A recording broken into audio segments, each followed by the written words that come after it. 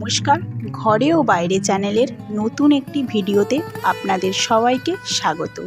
গরমের দিনের একটি স্পেশাল রেসিপি এবং স্বাস্থ্যকর রেসিপি ঝিঙে আলু দিয়ে মাছের ঝোল আপনাদের সাথে শেয়ার করলাম, যেটা আপনারা বাড়িতেই চটজলদি এবং খুব সহজেই বানিয়ে নিতে পারবেন। পুরো রেসিপিটি জানতে হলে পুরো ভিডিওটির সাথে থাকার অনুরোধ রইল।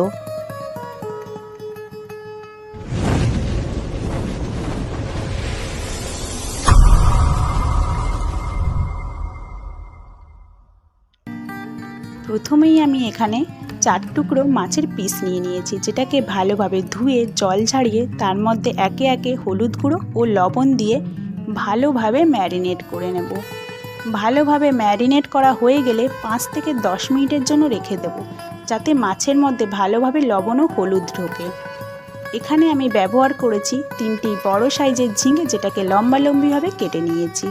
এখানে আমি 2টো মাঝারি সাইজের আলুকেও লম্বালম্বি করে কেটে নিয়েছি। বাটা মশলার মধ্যে ব্যবহার করেছি আদা বাটা এবং জিরে বাটা। একটি বড় সাইজের টমেটোকে 4 ভাগ করে কেটে নিয়েছি। প্রথমেই আমি এখানে একটি সসপ্যানে পরিমাণ মতো জল নিয়ে তার মধ্যে 1 চামচ লবণ দিয়ে কেটে ধুয়ে রাখা আলু দিয়ে 5 থেকে 6 মিনিটের জন্য ভাপিয়ে নেব। আলু ওই 30 to 40% মতো সেদ্ধ হয়ে গেলে জল ঝাড়িয়ে তুলে নেব। আপনারা চাইলে আলু না ভাপিয়ে ডাইরেক্ট ভেজেও নিতে পারেন।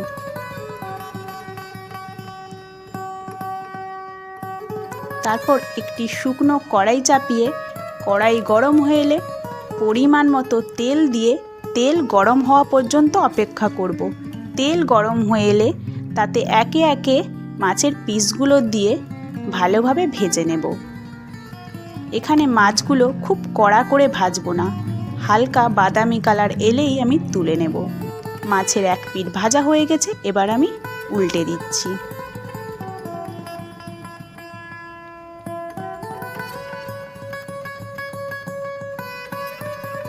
মাছের 2 পিঠই খুব ভালোভাবে ভাজা হয়ে গেছে, এবার আমি তুলে নেব।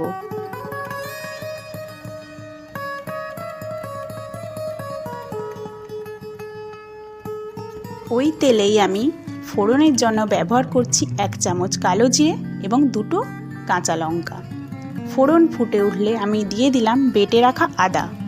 আদা দেওয়ার পর 1 চামচ লবণ দিয়ে ভালোভাবে কষাতে থাকব, যতক্ষণ না পর্যন্ত আদার কাঁচা গন্ধটা চলে যায়। আদা এখানে আমার খুব ভালোভাবে কষানো হয়ে গেছে। এবার আমি এখানে কালারের জন্য ব্যবহার করব 1 চামচ হলুদ গুঁড়ো ও 1 চামচ কাশ্মীরি লঙ্কার গুঁড়ো। ভালোভাবে সমস্ত মশলা ভালোভাবে মিশিয়ে নিয়ে পরিমাণ মতো জল দিয়ে 1 থেকে 1.5 মিনিট ভালোভাবে কষাতে থাকব, যতক্ষণ না পর্যন্ত মশলা থেকে তেল ছেড়ে দেয়। মশলা থেকে তেল ছেড়ে দিলে দিয়ে দিলাম ভাপিয়ে রাখা আলু। ভালোভাবে আলুগুলোকে মশলার সাথে মিশিয়ে নিতে হবে। মশলার সাথে ভালোভাবে মিশে গেলে দিয়ে দেব পরিমাণ মতো জল।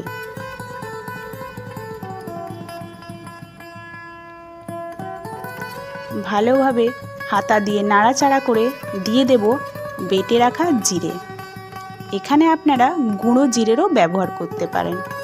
ভালোভাবে জিরে জলের মধ্যে মিশিয়ে ঢাকা দিয়ে 5 থেকে 6 মিনিটের জন্য ফুটতে দেব। এবার আমি ঢাকা খুলে দেখে নেব আলুগুলো আমার কতটা পরিমাণ সেদ্ধ হয়েছে। আলু এখানে আমার 80% মতো সেদ্ধ হয়ে গেছে। এবার আমি এখানে ঝিঙে দিয়ে দেব। ঝিঙে দেওয়ার পর কিন্তু আমি কোনো রকমের জল দেব না, ঝিঙে থেকেই জল বেরোবে। ঢাকা দিয়ে ভালোভাবে ফুটতে দেব। মাঝে মধ্যে ঢাকা খুলে একটু নাড়াচাড়া করে দেব, যাতে কড়াতে না লেগে যায়। দেখতেই পাচ্ছেন ঝিঙে থেকে অনেকটা পরিমাণ জল বেরিয়ে গেছে। এই সময় আমি দিয়ে দিলাম টমেটো। টমেটো দেওয়ার পর পরিমাণ মতো জল দিয়ে আমি একটু সেদ্ধ হতে দেব। এই সময় ঢাকা দিয়েই সেদ্ধ করে নেব। ঢাকা দিয়ে 2 থেকে 3 মিনিট ফোটানো হয়ে গেলেই আমার সমস্ত ঝিঙে এবং আলু ভালোভাবে সেদ্ধ হয়ে যাবে। এই সময় আমি দিয়ে দিলাম ভেজে রাখা মাছ।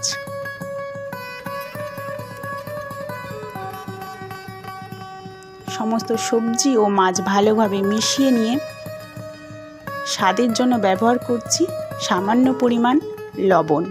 লবণ দেওয়ার পর ভালোভাবে একটি হাতার সাহায্যে মিশিয়ে নিলাম। দেখতেই পাচ্ছেন এখানে আমার আলু ও ঝিঙে খুব ভালোভাবে সেদ্ধ হয়ে গেছে। এবার আমি খাওয়ার জন্য পরিবেশন করতে পারি। পুরো রান্নাটা কিন্তু আমার কমপ্লিট হয়ে গেছে।